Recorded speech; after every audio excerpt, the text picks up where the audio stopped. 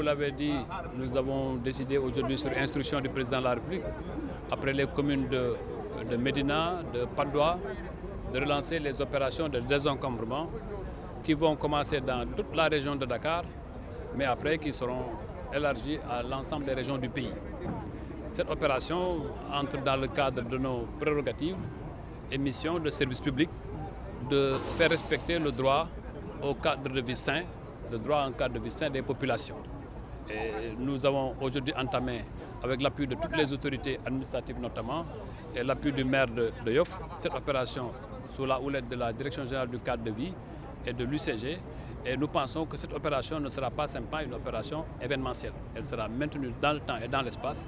Et nous donnerons aussi les moyens de faire surveiller, parce que c'est vrai que les populations ont droit à rechercher du travail, les gens ont droit à se débrouiller, mais ils n'ont pas aussi le droit de perturber le cadre de vie des populations ou bien la paisibilité de vie des populations. Je crois que c'est important cette opération, et cette opération va se poursuivre, comme je l'ai dit, ce ne sera pas simplement un week-end. Après, ensuite, on va continuer à demain, on va poursuivre l'opération, mais aussi on va, après, avec la Direction générale du cadre de vie, envisager l'aménagement de toutes les places.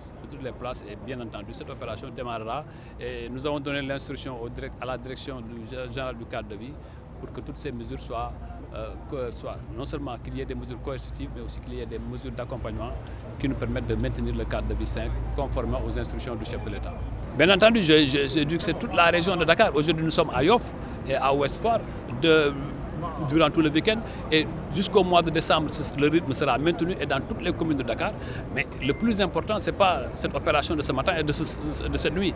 Le plus important, c'est comment, ensemble, avec la mairie, avec l'autorité administrative, avec les populations, trouver un cadre sain de surveillance et de vigilance pour que cela ne se répète plus et que la ville de Dakar, qui est la porte de l'Afrique, qui est aussi une des vitrines, la meilleure des vitrines du Sénégal, soit ce que Dakar est en Afrique et dans le monde, une capitale où il fera bon vivre, mais aussi une capitale respectée. Est-ce que les occupants ont reçu leur notification?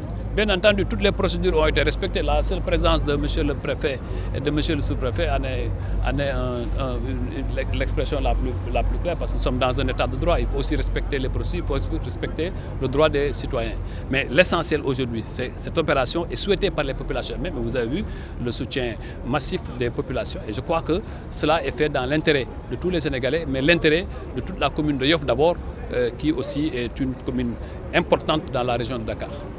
Oui, mais c'est lié à différents facteurs que nous ne pourrons pas étaler ici. Mais l'instruction que nous avons reçue, c'est de maintenir ce rythme-là, ce rythme de suivi, ce rythme de vigilance. Et cette vigilance n'est pas simplement que du ressort des autorités ou bien des pouvoirs publics.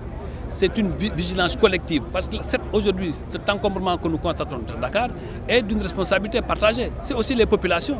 Ce sont des Sénégalais qui occupent illégalement cette voie publique.